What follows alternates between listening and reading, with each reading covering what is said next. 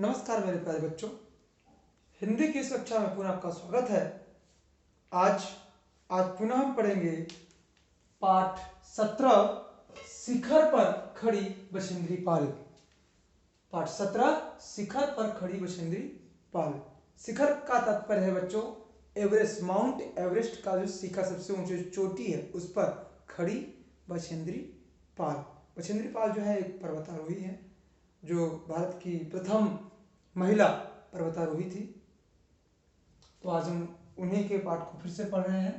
तो इसमें जो शब्दार्थ है वो उसको जानने से पहले, जैसा कि मैं आपसे हर बार कहता हूं बच्चों, कि आप अपना वीडियो को यहीं पे आप पोस्ट करके आप अपनी उपस्थिति कमेंट बॉक्स में अपना नाम, कक्षा और वर्ग लिखकर भेज दें जिसे आप कुछ दर्ज कर सकें। आइए हम पाठ को शुरू करते हैं। सबसे पहले शब्दार्थ को देखते हैं। शब्दार्थ है आत्मसम्मान।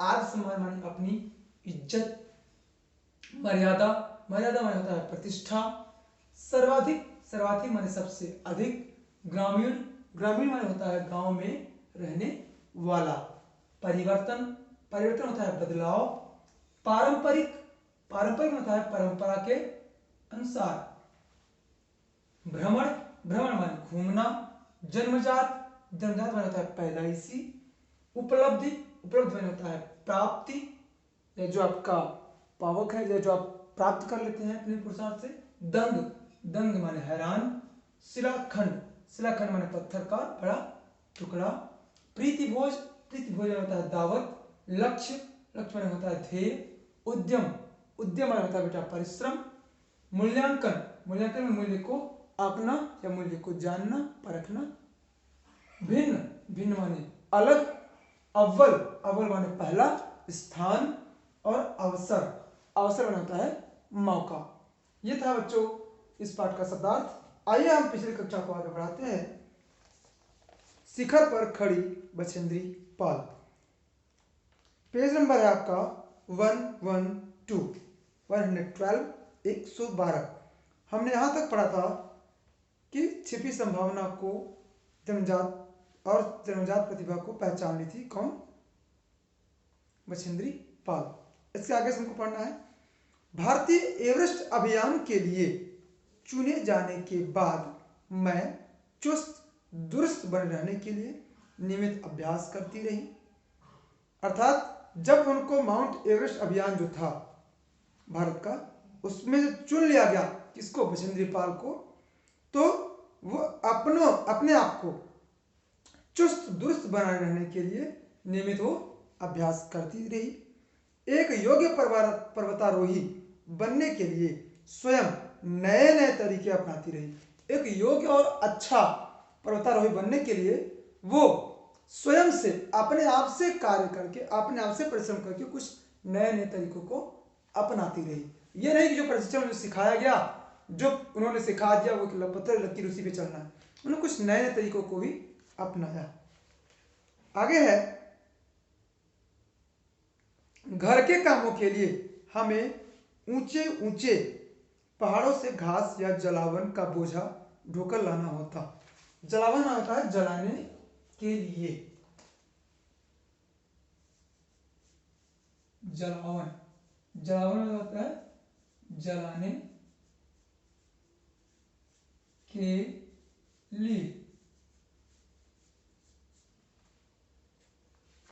जैसे अभी ठंडी का मौसम आ रहा है तो आप देखते हैं घरों में लोग जलाते हैं, अंगीठियाँ जलाते हैं या जगह एक जगह पे अलाव जलाते हैं।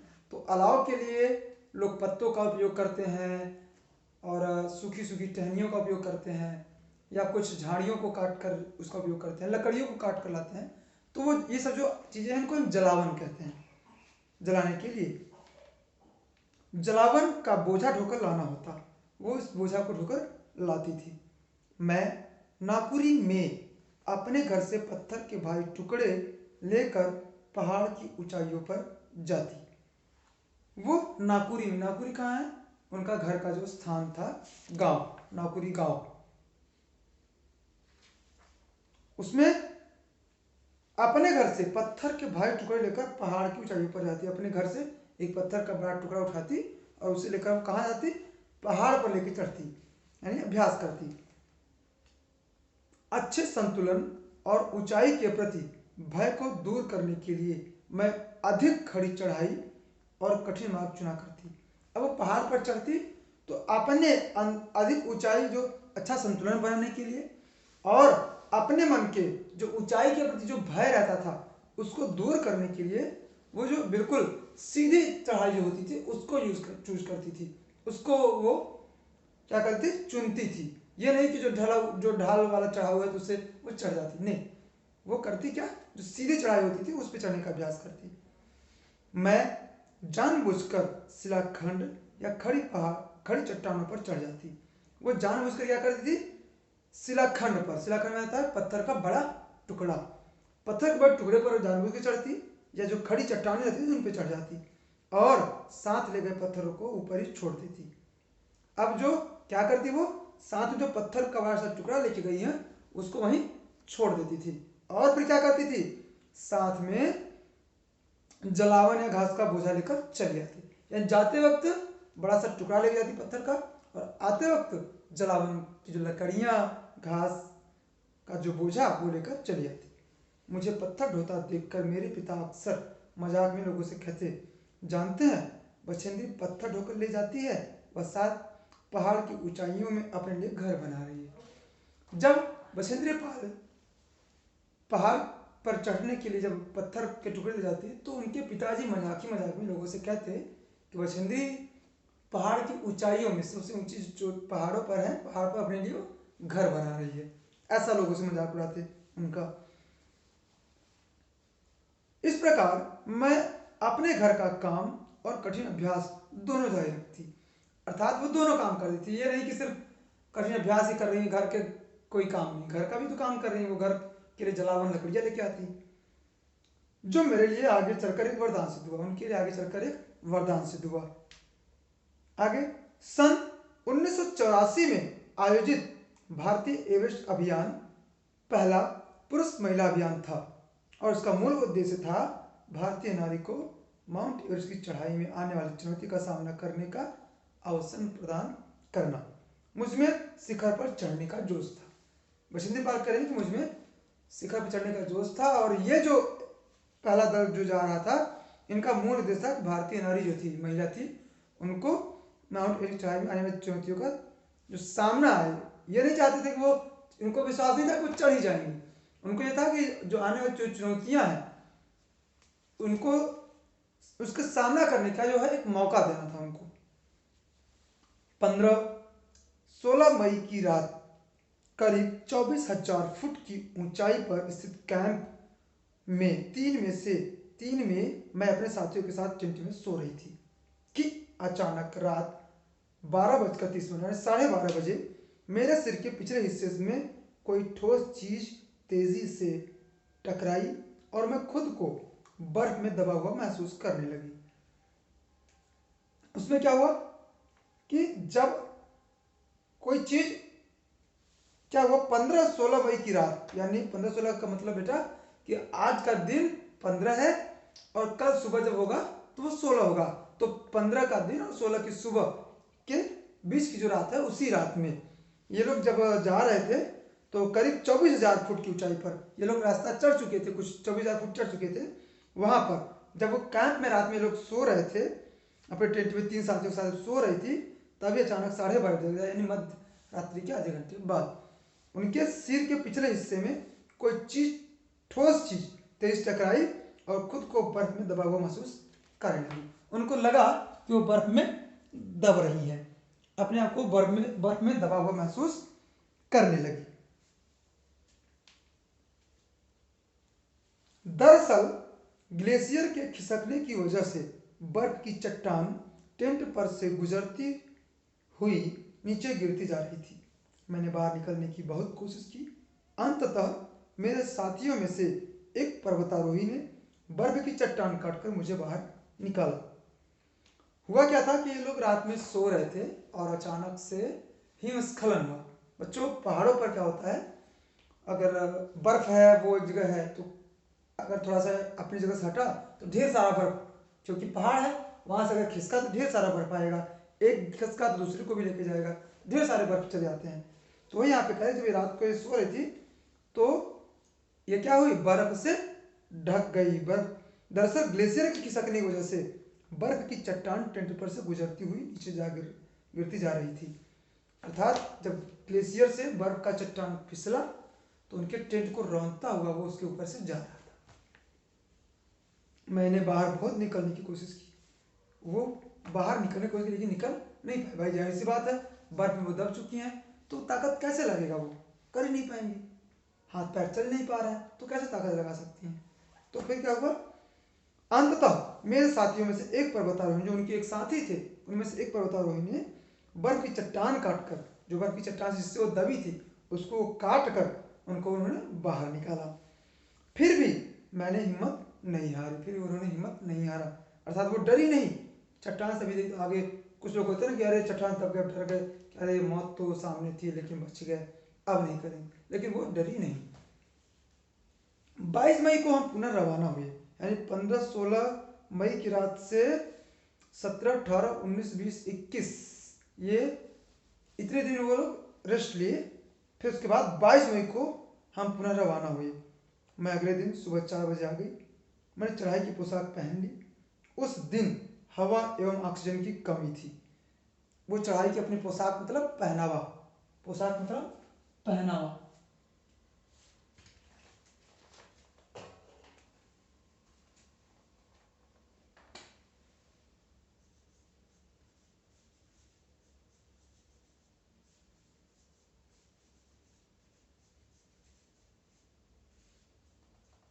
उस पहनावे को वो पहन ली। कौन सी पहनावे को, जो स्पेशल पर्वतारोहियों के लिए बनाए जाते हैं, उस पहनावे को वो पहन ली।